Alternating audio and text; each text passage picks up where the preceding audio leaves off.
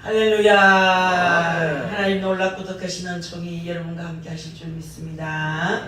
오늘 건강한 식탁, 호박볶음, 감자볶음 너무 맛있게 드시고, 까리고추 그리 맵지 않는 까리고추도 간간하게 잘 무쳐서 맛있게 먹었습니다. 여름엔 또 오이채국이 우리 몸에도 좋고 당뇨 환자에게도 좋고, 미역이 최고의 음식이라고 하는데 미역같이 오이랑 섞어서 먹으면 우리 육체에 유익이 있다고 합니다.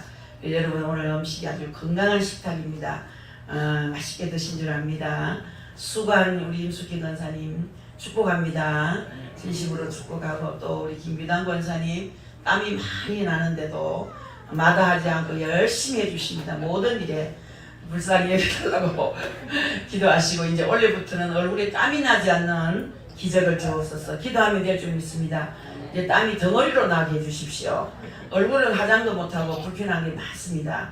저도 얼굴에 땀이 엄청 흘렀습니다. 그런데 하나님, 얼굴에 땀이 나니까 화장도 못하겠고, 눈에 땀이 들어가니 눈이 따갑고 너무 불편했습니다. 제가 한 10년을 그렇게 한 것 같습니다. 얼굴에 땀이 나서 어느 날 하나님 앞에 간절히 기도했습니다. 얼굴에 땀이 흐르지 않고 덩어리로 나오게 해주세요 했더니, 덩어리는 고랑에 물 내려가듯이 또 적당히 내려가게 해달라 해야 되는데 그 얘기는 안 했더니만 얼마나 땀이 흘러 꼬르륵 꼬르륵 내려가는 소리가 덩어리에서 나는 것 같이 많이 흐릅니다. 그 대신 이제 옷을 자주 갈아입어야 되고 불편한 것이 똑같습니다만, 그러나 얼굴에 나는 것보다 훨씬 좋습니다. 기도하면 응답될 줄 믿습니다. 여러분을 축복합니다. 오늘은 극상품 포도나무라는 제목 가지고 은혜를 함께 나누려고 합니다.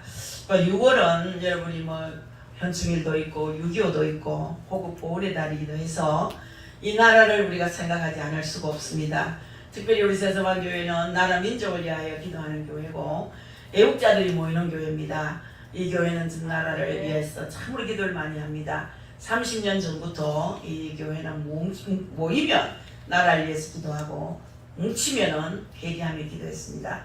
아마 하나님이 우리나라를 사랑하지만 세서방교회도 많이 사랑하시는 줄 믿습니다. 그래서 오늘은 그 벽초 홍명희 씨 이야기를 좀 해보려고 합니다. 1928년 11월부터 조선일보에 여러분 다 아시겠지만 임꺽정전이라는 그런 연재 소설이 늘 기재됐었죠. 이 소설 10년 넘게 연재한 사람이 홍명희 씨입니다. 그가 연재를 시작한 지 한 3년 뒤에 상관이라는 독립운동단체를 만드는 이유로 감옥에 갇히게 됩니다. 그 내용을 제가 읽어드리겠는데, 그가 신관이라는 독립운동단체를 만들었다는 이유로 감옥에 갇히고 맙니다. 그의 투옥으로 연재가 중단될 수밖에 없었습니다. 그러자 독자들의 거센 항의가 감옥에까지 빗발쳤다고 합니다. 그러던 어느 날 형무소장이 홍명희를 찾아왔습니다.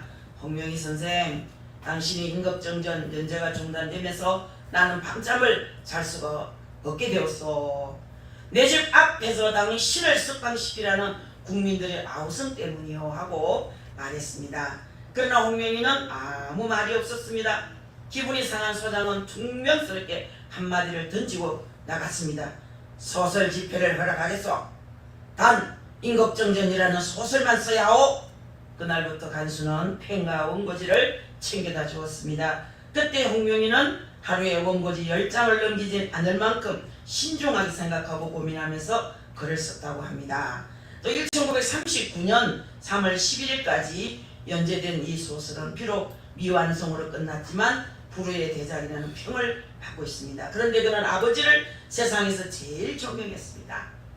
자, 그런데 그의 아버지 홍범식은 조선이 일본에 합방되자 울분에 못 이겨 자결을 했습니다.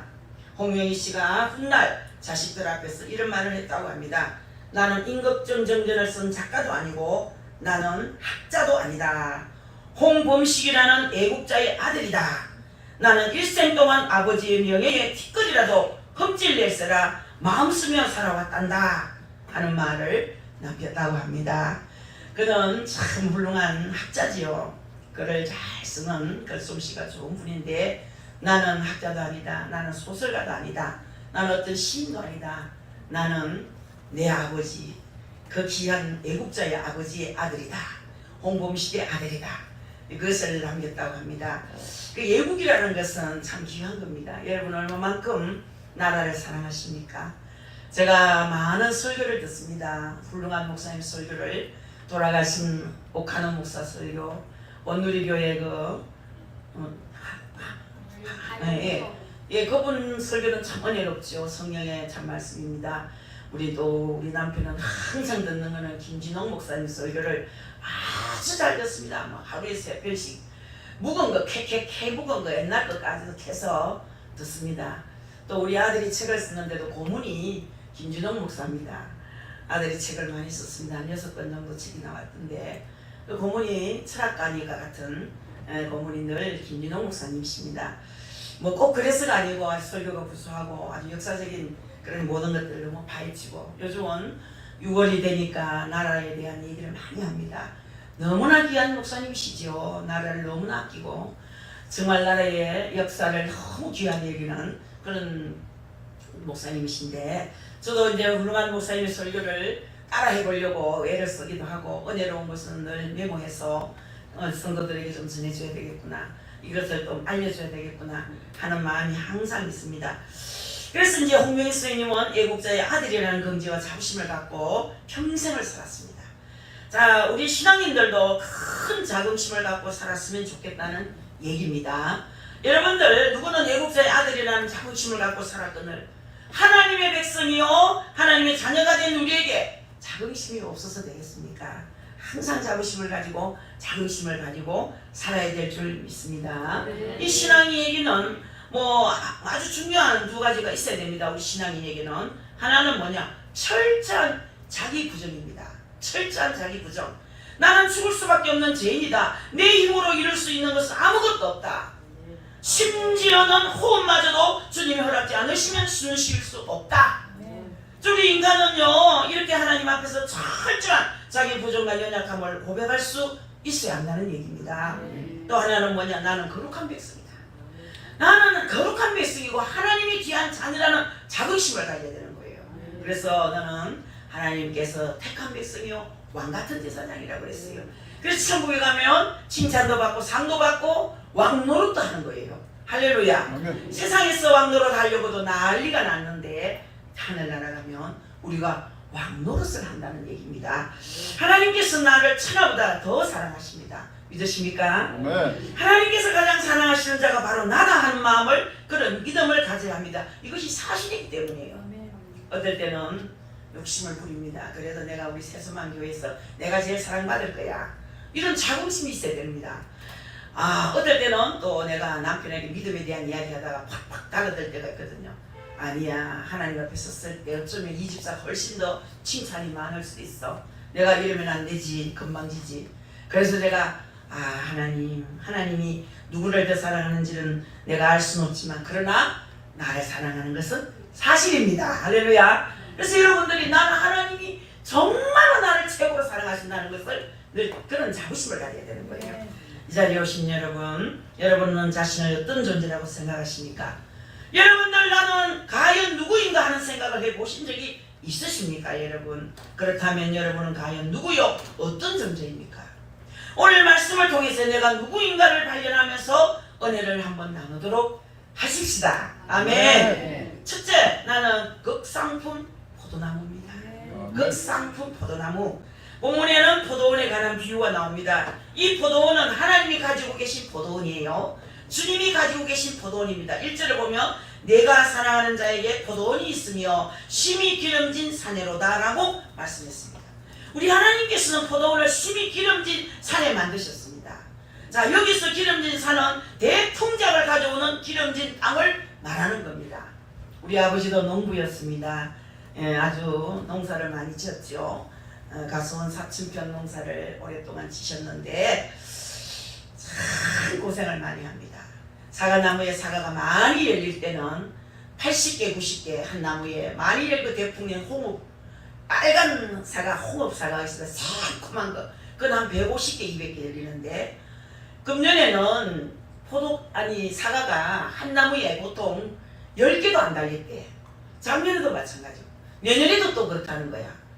봄에 비가 너무 잦으면 사과가 흉년이 든답니다. 여러분이 그걸 아시는지 모르지만, 그래서 여러분들이 봄에도 비가 질겁질겁 안 오도록 기도해야 한다 생각이 듭니다. 그러면 여러분이 사과를 쉽고 못 먹습니다. 지금 사과가 햇사과가 나오지만 큰 기대를 못 겁니다. 그래서 여러분 사과즙을 주문해도 사과즙이 없대, 즙이 없대. 우리 시온이, 가온이, 우리 설이, 유리가 사과즙을 좋아합니다. 그래서 제가 사과즙을 부탁을 했지만 사과즙이 안 나온대. 사과가 비싸서 사과즙을 짜고 하나에 10만 원을 받아도 뭐 그게 안 된답니다. 유익이 없대. 이익이 없다는 거예요. 이렇게 이제 사과가 비싼 시대가 왔습니다. 여러분, 이건 하나님께서 농사를 같이 안 지어주시면 흉년이 될 수밖에 없는 거예요. 농사는 누구랑 동업하죠? 하나님과 동업하는. 햇빛을 주시고 바람을 주시고 공기를 주시고 적당한 기후를 주셔야만 농사가 잘 되는 거예요. 그래서 원래도 사과는 또 흉년이 든다 생각하니 마음이 참 섭섭합니다. 여러분들, 그래서 1절 말씀과 같이 하나님께서는 이 포도원을 심히 기름진 산에 만드셨다. 여기서 기름진 산은 대풍자를 가져온다, 그런 얘기예요. 여러분들, 대풍자를 가져오는 땅이 기름진 땅, 농사가 잘 되는 땅이라는 겁니다. 여기서 하나님께서 이스라엘에게 주신 약속의 땅, 젖과 꿀이 흐르는 가나안 땅을 일컫습니다. 오늘 본문에 나오는 포도원이 무엇을 의미하는지에 대해서 7절을 자세히 보시면, 물은 만군의 여호와의 포도원은 이스라엘 족속이요 그가 기뻐하시던 나무는 유다 사람이라 그랬어요. 포도원은 이스라엘을 의미하고 포도나무는 유다 백성을 의미한다 고 말씀했어요. 그런데 본문에서 우리는 잊지 못할 단어를 만나게 됩니다. 극상품 포도나무를 심었도다. 2절에 그냥 포도나무가 아니라 극상품 포도나무라고 말씀하고 있습니다. 1등 상품도 아니고 특상품도 아니고 최고의 극상품 포도나무라는 얘기입니다. 원어에는 묘목을 고르고 골라서 심었다, 그런 뜻이 있어요. 여러분들이 나무를 심을 때 묘목을 고르지 않습니까? 요즘은 빈 들판에 농사 짓지 않는 들판이 굉장히 많습니다. 잡초만 우거지고 농공에, 우리 세수만 교회도 교회 하나 짓겠다고 농국에다 땅을 사놓은 것이 있는데 농사를 못 지었어요. 전부 잡초예요. 길도 없고 땅도 푹 꺼졌고 거기다가 어떻게 샀는지도 모르겠어요. 그건 억지로 하나님이 맡겨서 샀는데, 교회를 이제 거기다가 지어볼까 생각을 많이 해봤습니다.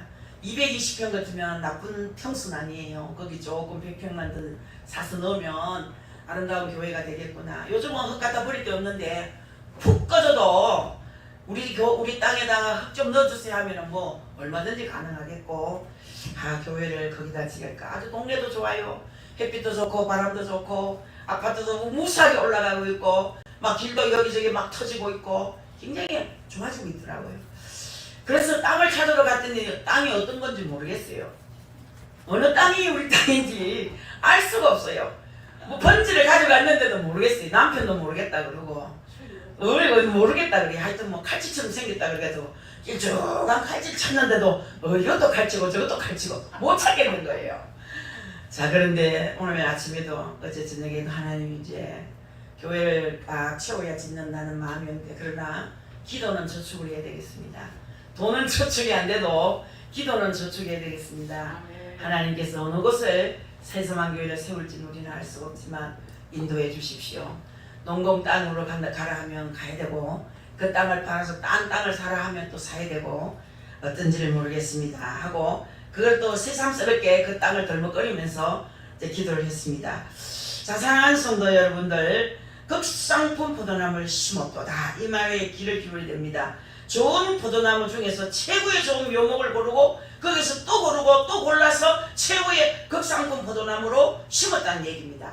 자, 여러분, 이렇게 고르고 고른 극상품 포도나무는 여러분인 줄 믿습니다. 여러분, 아멘. 할렐루야. 아멘. 하나님의 특별한 선택의 은총을 통해서 나를 자녀로 삼아주셨어요. 아멘. 오늘 남성정 권사님이 기도하는데 많이 컸구나, 이제는 깊이가 있는 기도를 하네, 남편 돌아가시니 철들었구나.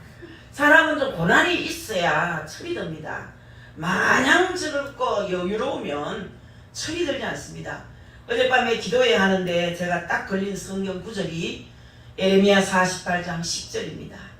내가 읽은 순서가 다 14명이 있는데 왜 하필이면 그 말씀이 나한테 부딪혔겠습니까?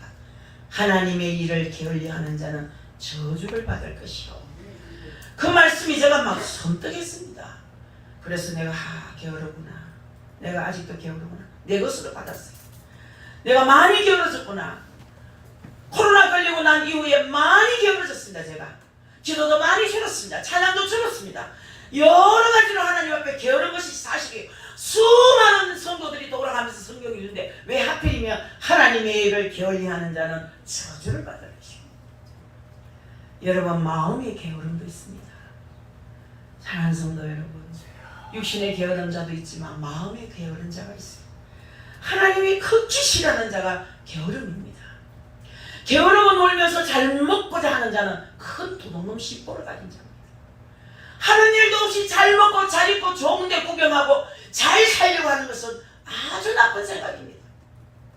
열심히 일한 만큼 하나님이 은혜를 주시는 것이고 일한 만큼 하나님이 축복하는 것이지. 여러분, 놀고 먹는 거 좋은 것이 아닙니다. 일거리가 있는 것이 축복인 줄 아세요. 방금 전에 밥 먹고 난 뒤에 커피 한잔 하면서 우리 김경식 목사님하고 그랬습니다. 내가 쓰일 때 좋았다. 내가 그래도 교회에 와서 국수삶아 되고 된장거리 되고 내가 그렇게 성도들이 맛있다 할 때 좋았다 이 말이에요. 내가 그래도 교회에서 필요한 사람으로 있을 때가 좋았다. 이제는 늙으니까 아무도 나를 사용하여 안 준다. 필요가 없다.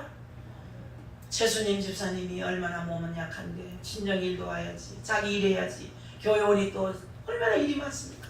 애처롭더라고요. 뒤에서 보니 몸은 그냥 개미어리가 재가지고 얼마나 애처로운지 속으로 기도했어요. 하나님 건강 주세요. 건강 주세요. 하나님 일할 때 기쁨 주세요. 할렐루야. 기쁘지 않고 억지로 하는 건요 은혜도 안 되고 상도 없어요. 억지로 죽지 못해 할 사람이 없어요. 어쩌나 내가 해야지 이러면요 그거 억지로 하는 것은 상이 없습니다. 고생은 고생대로 하고 고생해봐야 소용없는 거예요. 제가 오늘은 안 할 말을 남편한테 했습니다. 딴 말이 아니고 이제 주일이 부담스럽네 그랬어요. 한 번도 그런 일이 없었는데 이제 주일이 부담스럽네요. 왜 그런지. 그랬더니 이제 주일 예배 오후 예배는 치워요. 치우라고. 설교하는 것도 힘든데 치료하라고 하지 말라고. 치료하니까 힘이 들지 않냐고. 그래서 부담스러워. 이제는 주일이 부담스럽다 하는 거니까 이제는 이제 끝날라 다 된 혼났어요. 그렇습니다. 여러분, 하나님의 일은 무엇이든지 기쁘게 해야 됩니다. 부담이 오면 안 되는 거예요. 이사야 45장 4절에 보니 내가 나의 종 야곱 나의 택한 자 이스라엘 곧 너를 위하여 내 이름을 불러 너는 나를 알지 못하였을지라도 내게 칭호를 주었노라 했어요. 우리가 하나님을 알지도 못했을 때 이미 하나님 우리를 부르셨고 극상품 포도나무로 삼아주셨다는 거야. 여러분은 자신이 어떤 포도나무라고 생각하십니까? 극상품? 여러분들 그저 중간중간은 뭐 포도나무입니까? 여러분 생각은 어떻습니까? 아니면 나는 뭐 질이 안 좋은 나무야. 이 나무를 심으면 열매는 고사하고 죽을지 살지도 모르는 별 볼일 없는 포도나무라고 생각하십니까 여러분? 그리고 성도는요 교회 섬기는 것도 중요합니다.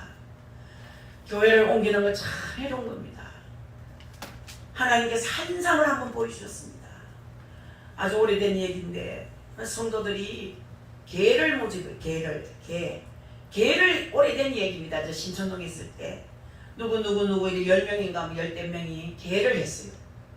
한 달에 한 번씩 모여서 놀이도 하고 맛있는 것도 먹으러 가고 놀러도 가고 개 모임을 한데 맨날 수건수건 쑥덕쑥덕 개 모임이 진짜 개 모임이더라. 사람 모임이 아니고 개 모임이 있더라. 그러니까 병이 들었어요. 병이 들어가 홀딱 다 나갔어요. 그래 갈 곳이 없어. 가긴 갔는데 어느 교회 간다고 갔는데 자기들끼리 우르르 갔는데 그 교회 가보니까 별로야. 다 흩어지기 시작하고 그 길로 중간에서 교회를 못 가는 분도 있고 아직도 30년이 다 돼가는데 20년이 지났는데도 예수를 안 믿고 방탕생활을 하고 있는 분을 길거리에서 만났습니다. 집사님 요즘 어떻게 지내세요? 깜짝 놀라가지고 그랬더니 그저 그래 지냈는데 막 그때 세소망교에서 나오고부터 다른 교회 가서 한 6개월 출석했는데 막 그때 막 나와가지고 아직 교회를 못 나가고 있습니다. 마음이 항상 찝찝하고 마음이 늘 불편합니다. 다시 오시면 어때요? 어때요? 내가 어째 낯짝 떨고 그거 가겠습니까? 그럽디다. 얼마나 불쌍한지.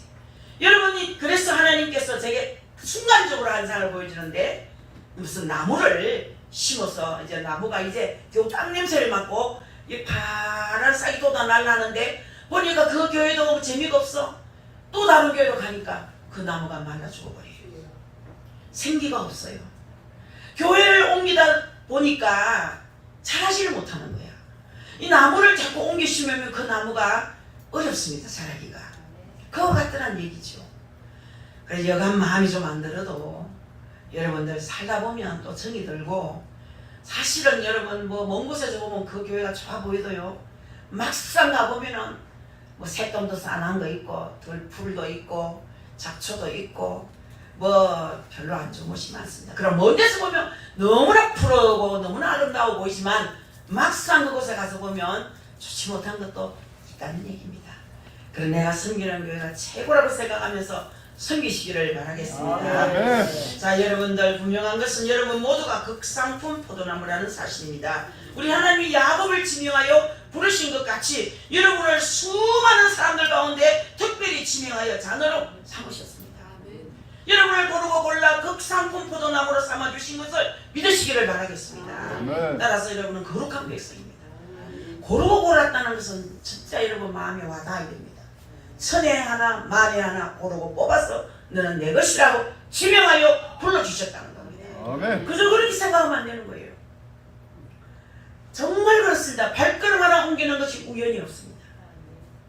이제 예배드리는 여러분 우연이 없습니다. 내가 이 자리에 앉아있는 것은 보통 일이 아닙니다.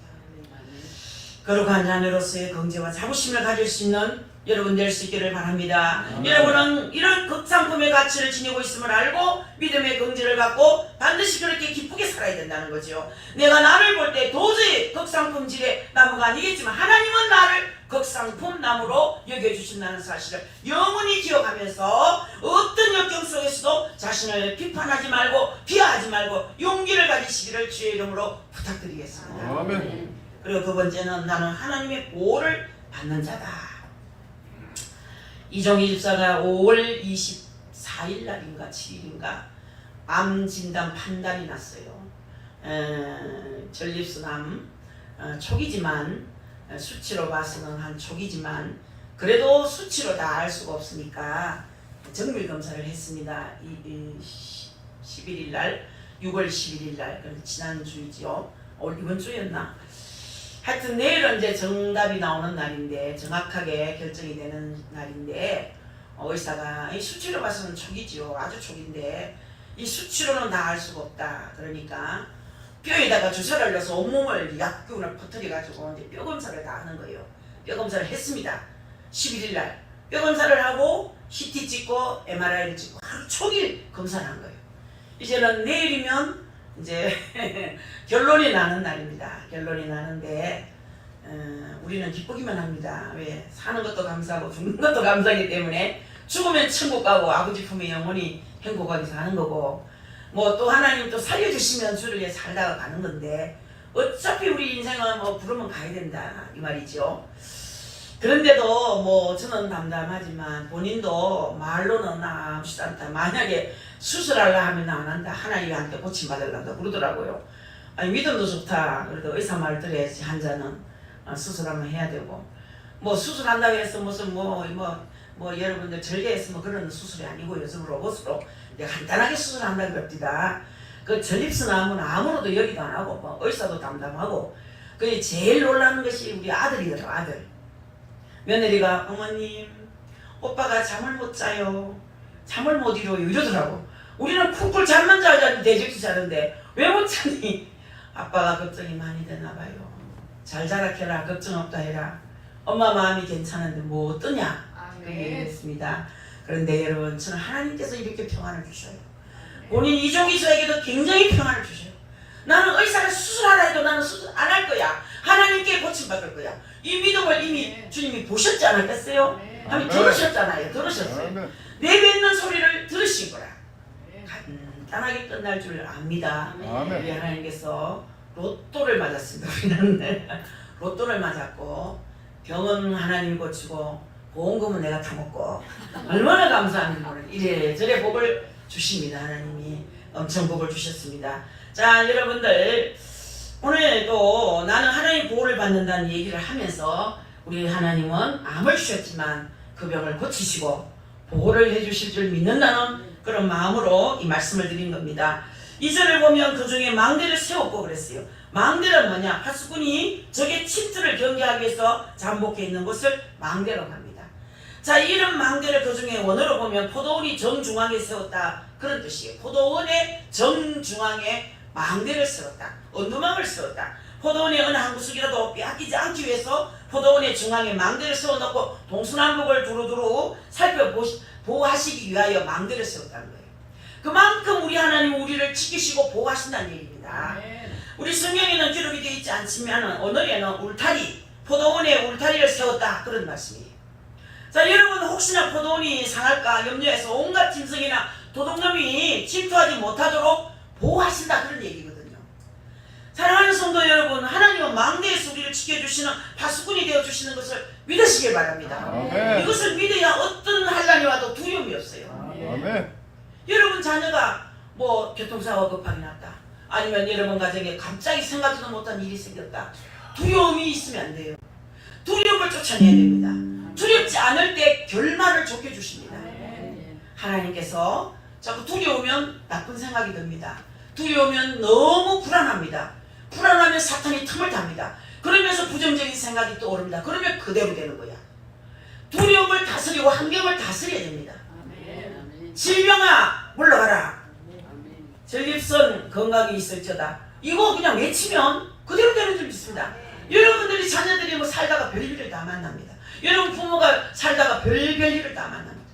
70대 어머니가 40대 아들한테 전화를 했어요. 그 40대 아들이 저한테 전화했어요. 아이고 전사님요, 자다가 내가 전화 받았습니다. 밤중에 막 전화를 이렇게 놀래고 하노. 나는 깜짝 놀랬다. 2시 반이에요. 새벽 2시 반. 얼마나 놀라겠습니까? 저는 벨소리가 나면 엄마가 돌아가시나 싶어가지고 너무 많이 놀래거든요. 제가 기분이 좀 나빴어요. 그렇게 70는 아버지는 75세고 어머니는 70세인데 부부싸움을 밤새도록 한 거야. 늙은 영감 할머니가 무슨 힘이 있어서 밤새도록 싸웠나, 내가 힘이 딸려서도 못 싸우겠던데. 그랬더니 이혼한답니다. 그래요. 이혼. 꼴 좋다.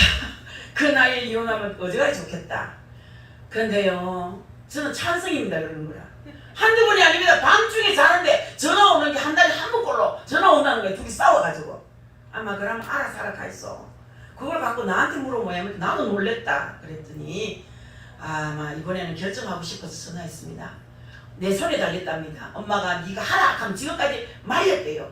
하라 하면 엄마가 하겠다는 거야. 그 왜 그러노? 이랬더니 아버지가 행실이 더럽습니다. 하여튼 말로 다 할 수 없습니다. 저게 낮에 싸우면 좋겠는데 꼭 밤에 싸웁니다. 밤에 싸우니까 나도 힘들고 엄마도 힘들고 다 힘드는데 어쩌면 좋겠습니까? 하나님은 아무튼 이혼하는 걸 싫어하지만 뭐 이혼하면 둘 다 걱정 아닙니까? 둘 다 걱정. 둘 다 어떻게 삽니까? 엄마야 바지런하고 젊어서 살지만 아버지는 영감 태가 냄새나고 왜 살겠노? 그랬더니 아무리 막 이혼하면 아버지는 우리 집에 올라갑니다. 받아주지 마있어. 어찌 안 받아줍니까? 아이고 저 요양으로 보냈어요. 요양으로. 멀쩡한데 왜 보냅니까? 멀쩡해도 그 행실이 더러운데 왜 같이 살랍니까? 나한테는 잘합니다. 왜요? 아들한테는 엄마 하는데 그거하고 정반대로. 아들한테는 막 입에 혈에 떠. 그래 아내한테는 그렇게도 못하고. 안 고릅니다. 안 골라. 어째 그렇습니까? 그래서 제가 두려움을 다스리십시오. 아이 우리 엄마 우리 아버지 이혼해도 나 장로 되겠습니까? 나 이제 원래 장로 되려고 지금 모든 성도가 기도하고 있는데 장로는 하고 상관없습니다. 장로하고 상관없으면 괜찮습니다. 허락하 있어. 이제 아마 허락했을 거예요. 엄마는 벌써 준비했다 합니다.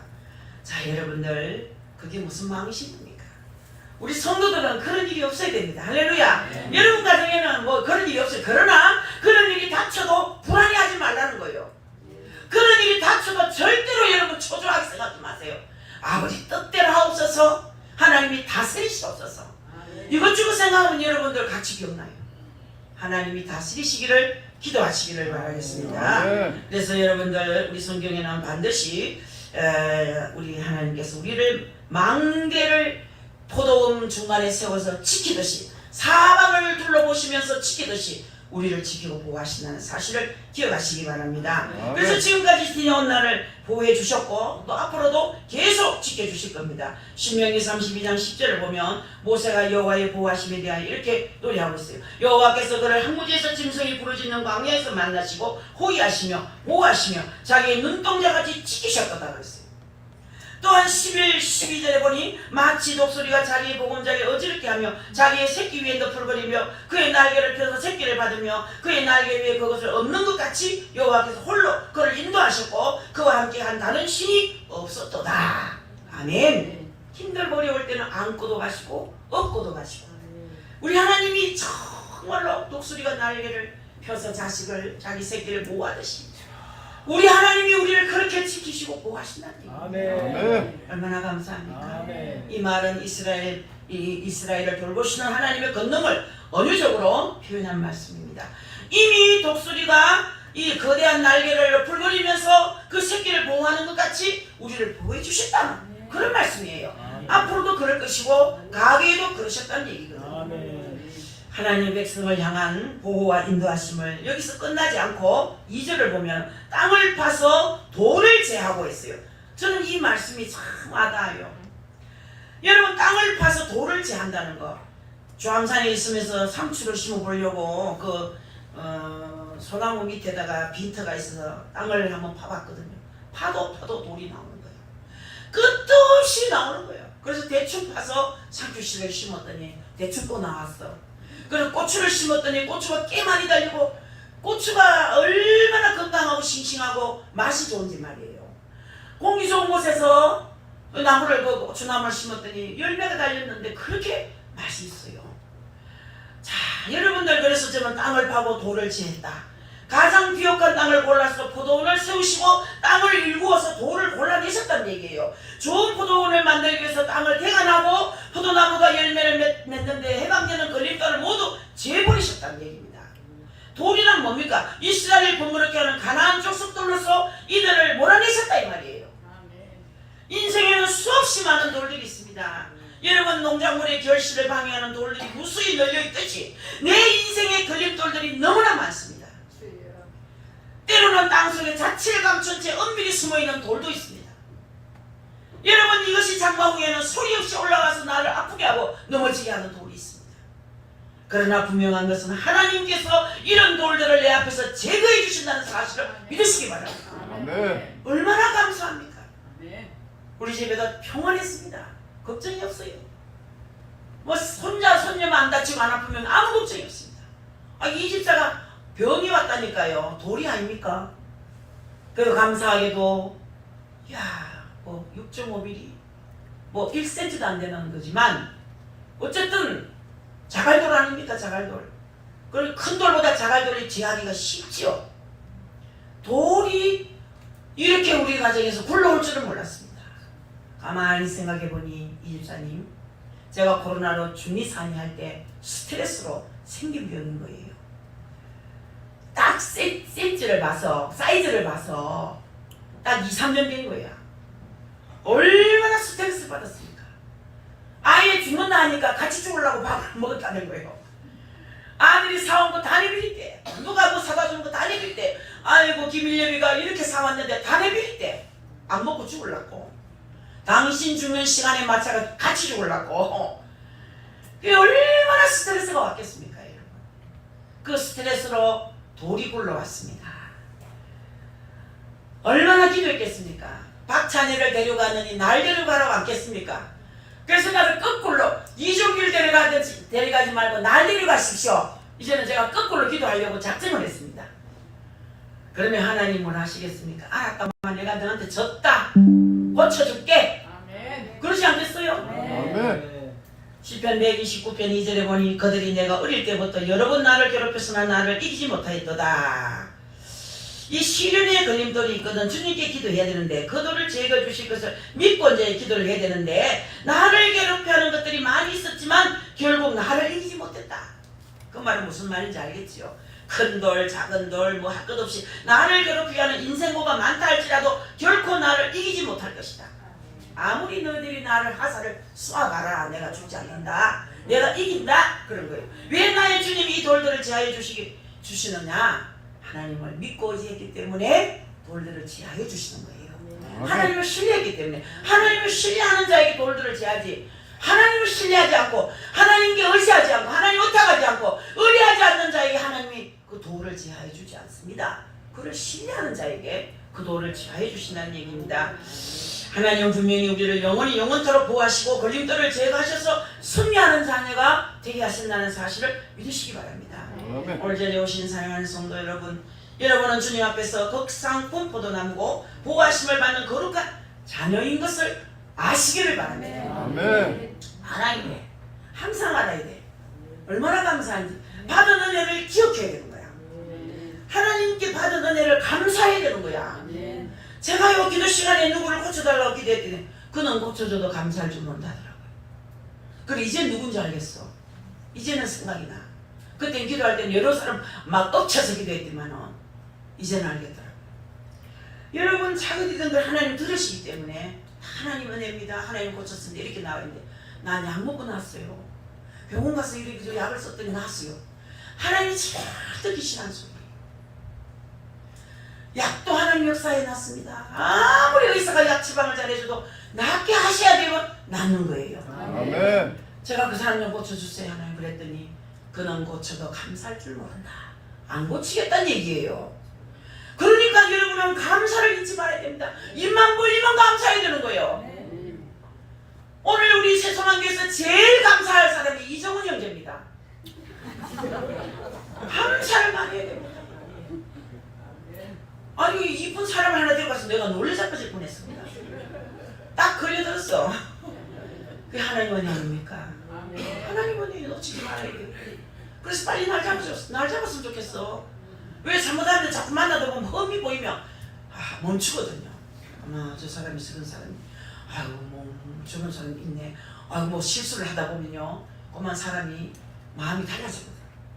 자꾸 만나다 보면 말의 실수도 할 수 있고 행동의 실수가 있을 수 있기 때문에 여러분 그래서 우리 빨리 날 잡도록 기도합시다. 저는 한 10월달 좀 잡작하는데 그게 빠른지 이런지 잘 모르겠습니다만 아무튼 감사해야 됩니다. 사람 만나는 게 쉽지 않습니다. 지금 초원도 아니지 않습니까? 재혼인데 얼마나 어렵습니까? 초원보다 재혼이 훨씬 어려운 거 알아야 돼요. 어렵습니다. 초원은요 그렇게 어렵지 않습니다. 여러분 이 자리에 오신 우리 여러분 감사거리 찾으세요. 지금도 지금 생각하면서 한번 찾아보세요. 그리고 이에 대한 긍지와 자부심을 갖고 그 새 인생을 용기 있게 살 수 있기를 바라겠습니다. 그 세 번째는 우리는 지금 어떤 열매를 맺고 있느냐. 하나님께서는 기름진 산에 포도원을 만드셨다 했고 극상품 포도나무를 심으셨고 울타리 쳐서 보호해 주셨고 중앙에 망대를 세워서 경계에 꽃비를 놓치지 않고 보호해 주셨고 그렇다면 하나님께서 이런 열정과 정성을 기울이신 까닭이 무엇일까요? 무엇일까요? 여러분 무엇일까요? 무엇일까요? 한번 생각해 보세요. 2절에 보니 좋은 포도 맺기를 바랐더니 덜 포도를 맺었도다 그랬어요. 4절에 보니까 내가 좋은 포도 맺기를 기다렸거늘 덜 포도를 맺으면 어찌 됨인고 말씀했어요. 포도원을 위해 여러분들 더 이상 손댈 곳이 없을 정도로 최선을 다했건만 덜 포도를 맺었다고 하나님이 탄식하신 거예요. 이렇게 하나님을 탄식시켜서 되겠습니까 여러분? 하나님께서 기쁨을 가져야 되겠고 우리를 향하여 우리 하나님 우리를 바라보시면서 기쁨을 이기지 못해야 되는데 하나님을 노엽게 해서 되겠습니까? 내가 새 포도원을 위하여 행한 것 외에 무엇을 더할 것이 있으랴? 4절에 말씀했어요. 혼심을 다해서 포도원을 관리했다 이 말이거든요. 더 이상 애쓸 것이 없을 정도로 정성을 쏟았다 이 말이에요. 그런데 덜 포도를 맺었으니 이게 어찌 된 일이냐는 거예요. 7절에 보니 그들에게 정의를 바랐었더니 도리어 포악이요 그들에게 공의를 바랐었더니 도리어 부르짖음이었다 했어요. 참 포도를 맺어야 할 이스라엘 백성은 불의의 착취와 학대로 악행을 저질렀다는 거예요. 이게 감사할 줄 모르는 사람들에게 도리예요. 도리어 부르짖음이었도다 이 말은 가난한 자들의 것을 착취하고 힘없는 자들을 학대하여 애끓는 호수와 피눈물로 울부짖게 만들었다 그런 뜻이에요. 참으로 성도답지 못한 삶을 살았다는 얘기거든요. 우리 하나님을 닮아야 이게 구원의 은총이 이릅니다. 이 말이 무슨 말입니까? 예수 그리스도의 자식은 예수 그리스도의 자식다워야 된다 이 말이에요. 여러분, 하나님께서 우리에게 바라시는 기대는 참포도 열매를 맺는 거잖아요. 그런데 맛이 떫고 쓴 덜포도를 맺었다 이 말이에요. 하나님의 그 기대에 어긋난 열매를 맺었다 이 말이에요. 이런 백성들에게 하나님께서 뭐라고 말씀하시는가? 5, 6절에 보니 그 울타리를 걷어 먹힘을 담게 하시겠다 했어요. 그 울타리를 친 것을 걷어버리겠다. 삼킴을 당하게 하겠다. 그 담을 흘려서 짓밟히게 할 것이고, 두 번째는 뭐냐? 그 담을 흘려 짓밟히게 할 것이고, 세 번째는 내가 그것을 항목케 할 것이고, 네 번째는 또 구름을 명하여 그 위로 비를 내리지 않겠다 하셨거든요. 여러분들 포도나무에 가뭄이 들면 되겠습니까? 구름을 거쳐서 비를 내리셔야 되지. 구름을 가리기 위해서 비가 못 오게 한다 이 말은 농사를 망치게 하겠다는 얘기 아니겠습니까? 여러분들 이거 보세요. 여러분들이 참 조심해야 됩니다. 덜 포도를 맺었던 백성들에 대한 하나님의 징계가 주어진다는 뜻이거든요. 복을 누려야 할 백성이, 은혜 속에서 평강을 누려야 할 백성이 하나님께 매를 맞아야 하다니 안타까운 일이 아닐 수 없다 이 말이에요. 복을 받아, 예수 믿으면 복을 받아야 되는데 예수 믿고 망한 사람 없습니다 여러분. 망한 사람은 마귀의 밥이 돼가 마귀에게 주물리는 거예요. 매여가지고 마귀한테 늘 져서 망하는 거예요. 집구석이 안 돼요. 10년 20년 기도해도 안 됩니다. 여러분, 귀신이 한번 들어갔던 집은 빠져나오지 않습니다. 집을 짓고 살기 때문에. 예수 믿고 망하면 안 돼요 여러분. 예수 믿고 망하면 예수를 제대로 안 믿어서 그렇지. 예수 믿고 망한 자 맞습니까? 예수 믿고 망한 자는 없습니다. 거의 없습니다. 아멘. 돌아보세요 여러분.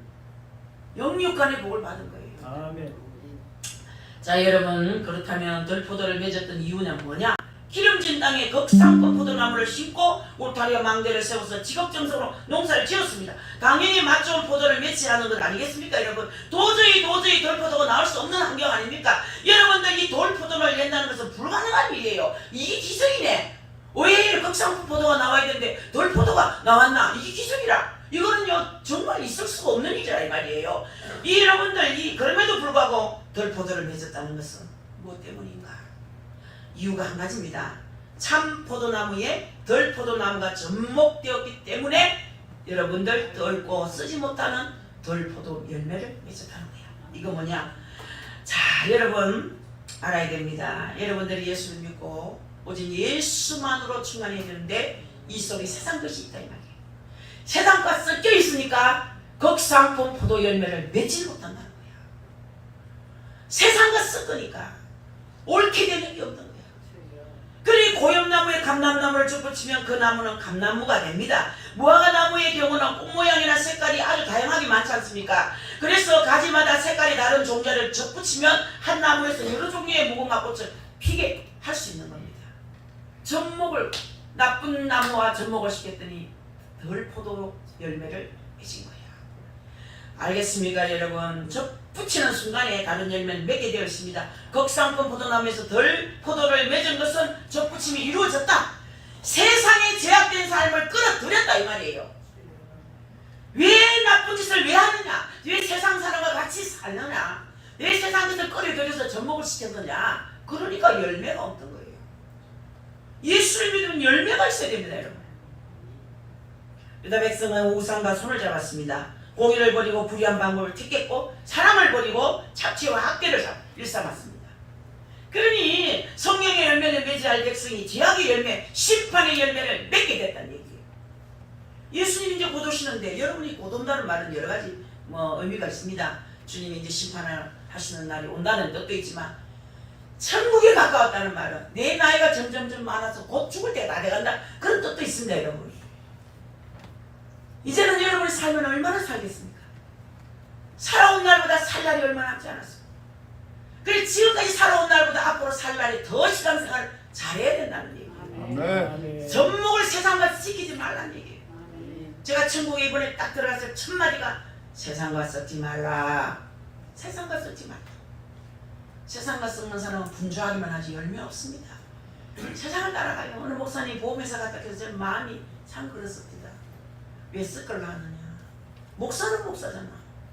목사는 신앙생활 하면서 영을 지도하고 영을 관리하고 영을 천국으로 보낸 일을 하는 목사인데, 세상과 썩으로 간 건. 여러분들 어떤 생각으로 갔는지는 모르지만 어려우니까 갔겠지만 어려워도 죽어도 하나님 품에서 죽어야 돼요. 아멘. 그래야 여러분 빨리 문제가 해결돼요. 아멘. 저는 여러분들이 사명도 마찬가지예요. 죽어도 여러분 사명, 내 사명 감당해야 되는 건데 썩으면 안 됩니다. 여리저리 여기 저기 그러면 안 됩니다. 한 길로 가야 되는 거예요. SMS로 달려가는 암소와 같이 앞뒤를 보지 않고 천성을 향하여 달려가야 돼요. 아멘. 사랑하는 성도 여러분, 그렇습니다. 우리는 접을 붙이는 순간에 다른 열매를 맺게 되어 있는 것을 기억해야 됩니다. 이 자리에 오신 여러분, 우리는 참 포도나무입니다. 극상품 열매를 맺어야 됩니다. 아멘. 우리 하나님 보시기에 심히 아름다운 열매를 맺어야 됩니다. 아멘. 믿습니까 여러분? 나는 하나님의 극상품 포도나무라는 사실에 긍지와 자부심을 오늘부터 가지십시오. 또한 절대로 돌포도와 접목해서는 안 된다는 것을 기억하십시오. 우리 하나님께서 실망을 안게 되는 돌포도를 맺어서는 안 되겠습니다. 아멘. 과거에 여러분 세수만 아니 저 주암산에서 늘 금요일마다 찬양하고 집회했던 목사님 한 분 계셨어요. 찬양 사역을 했죠. 그렇게 열심히 하는 목사님인데 하나님께서 장돌배가 하는구나. 난 장돌배가 뭔지 잘 몰랐어요.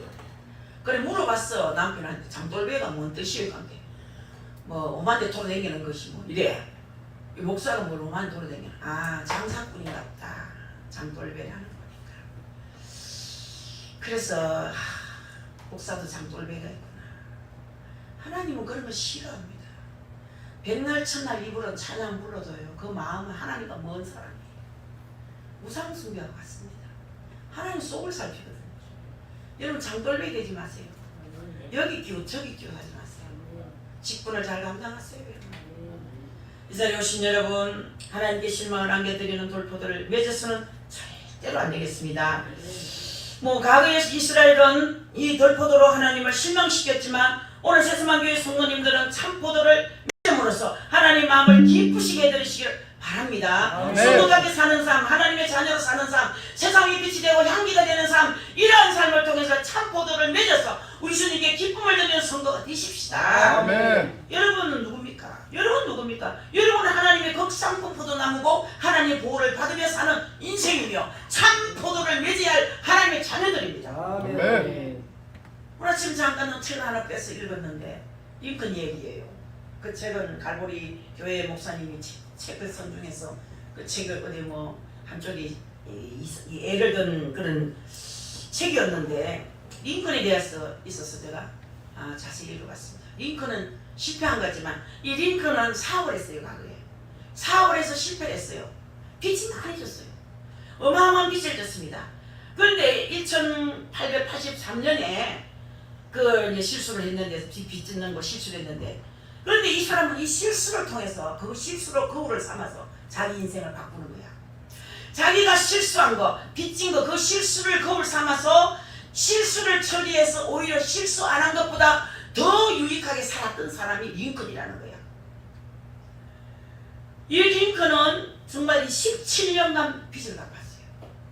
17년간 빚을 갚았는데 그 빚을 지고도 17년간 갚아 나가는 그의 실체를 보고 그 자세를 보고 많은 사람이 링컨을 신뢰하기 시작한 거야. 꾸준히 빚을 갚아나가니까 그 사람은 신뢰한 거야. 이야, 저 사람은 언젠가는 빚을 다 갚겠구나. 조금씩이라도 갚아나가는 거. 17년간 갚으면 엄청 오래 빚을 갚은 거죠. 자, 여러분들 그것을 보고 사람들을 신뢰해주기 시작하면서 그래서 대통령이 되는 자질까지 갖게 됐다는 얘기의 결론은. 그래서 이런 얼마나 이야기가 참 재밌으면 그분 인격이 얼마나 훌륭한지.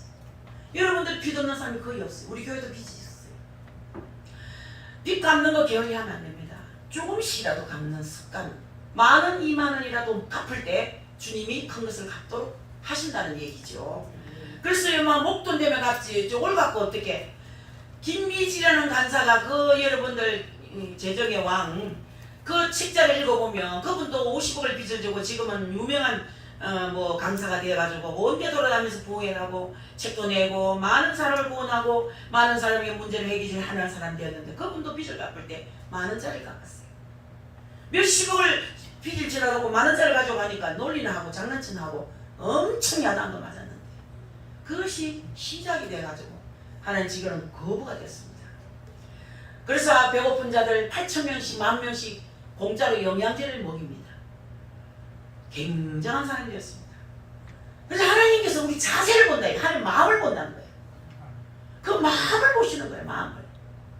그래서 여러분들이 모두 빚 때문에 나한테 탕감을 많이 합니다. 우리 교인들도 다 빚이 많고 또 다른 성도들 다 빚쟁이들이 저를 찾아 많이 옵니다. 그래서 제가 하는 말은 뭡니까? 시간 아끼고 정직하게 살고 기도하고 빚을 500원짜리라도 모아라. 500원짜리라도 모아서 몇 달을 모으면 몇만 원이 될 수 있고 몇십만 원이 될 수 있다. 꼭 500원짜리 가라고 또 500원짜리만 하지 말고 형편따는 꼭 그러더라. 어떤 사람들은 그래놓고 나중에 와서 500원짜리 하나 안 계십니까? 또 이럽니다. 어린이 저 꽁맥기 꽁순이들은 큰 자가 안 되더라고요. 지혜롭게 살아야 되지. 그래 갖기 시작하니까 하나님께서 들어보 주시는 거예요. 그 자세를 보고 마음을 보고 이제 이런 은혜를 우리가 입어야 됩니다. 이제는 어영부영 시간만 보낼 나이가 아니죠. 제가 뒤에서 주일 예배를 드리면서 저렇게 보면 젊은 사람 몇 명 안 되보다 천국에 가까웠노라 하는 사람뿐이라 얼마나 마음이 기가 막힌 저 역시 마찬가지. 저 역시. 그러니까 여러분들은 깔끔하게 살다가 뒤태가 아름답게 어디를 가도 저 사람은 그렇게 빚졌다가 그래 빚을 갚았단다. 대단하지. 김미진 간사보다 더 훌륭하지. 이렇게 나올 거예요. 아멘. 그럼 하나님도 그런 말씀하시는 거예요. 그러면 사람이 그런 말하면 하나님도 그런 말하는 거예요. 갔는데 열중을 다하면 어떤 사람이 그래요. 그 사람은 구제품 장사를 하는 거예요. 신발 하나 10,000원짜리 파는데 빚을 많이 졌어요. 구제품 하면서 빚을 졌어요. 한 3억 빚을 졌어요. 그 구제품 하면서. 물건을 푸는 날이 있는데 큰 뭐 자루에 막 꽁꽁 묶은 자루에 큰 물건이 탁 부스러게 온대요. 오면은 그 몇백만 원이래. 그럴 때마다 일수를 냅니다. 일수를. 그러다 보니 빚이 많이 지다 보니까 3억 빚졌어. 아 그런데 그걸 넘기니 3천만 원밖에 못 넘겼는데 3천만 원 막 너무 높아요. 죽게 돼 있어. 그런데 하나님께서 빚을 갚아라. 3천만 원 빚을 갚아라. 너 집 없지 말고 빚 갚아라 그래요. 야 여러분들 3천만 원 지금 목숨에 달랑달랑 붙었는데 지금 빚을 갚으라 하니까 기가 막히고 그래서 하나님 2천만 원 내가 쓰고 1,000만 원 갚으면 안 되겠습니까? 아니다. 다 갚아라. 니는 네가 저지른 것이니까 네가 고생해야 되지 않냐. 그 사람 거 돈 3천만 원 갚아라. 발발발발 떨면서 갚았대. 내일 당장 떼거리가 없는데 지금 단 1,000만 원만 좀 남겨놓고 사정해도 주님이 다 갚으라고 몇 번을 소리치더래. 나중에는 돈 딱 1,000만 원 딱 떼니까 소리를 팍 지르더래. 네가 더 파냐? 너는 네가 저지른 죄지만 상대기도 갚아라. 눈물을 흘리며 갚았대. 갚고 딱 6일 만에 하나님이 형제를 통해 3천만 원이 왔더래요. 그게 순종이죠. 순종. 갚으려고 했어야 됩니다. 빚은 절대로 줬으면 안 됩니다. 사랑의 비디오에는 지지 말라 그랬어요. 우리가 빚진 삶을 살면 안 됩니다. 어쨌든 빚을 청산하고 이제 죽을 날이 가까운데 어서어서 갚고 뒷모습이 아름답게 살다가 아름다운 모습으로 천국 가는 우리 서지만교 식구들 다 될 수 있기를 예수님의 이름으로 축복합니다. 아멘. 하나님 감사합니다. 귀한 말씀 들려주셔서 감사합니다. 이 말씀대로 순종하여 살아가게 하옵소서. 예수님의 귀하신 이름 받들어 기도하옵나이다. 아멘. 찬송 부르겠습니다. 우리 찬송가 590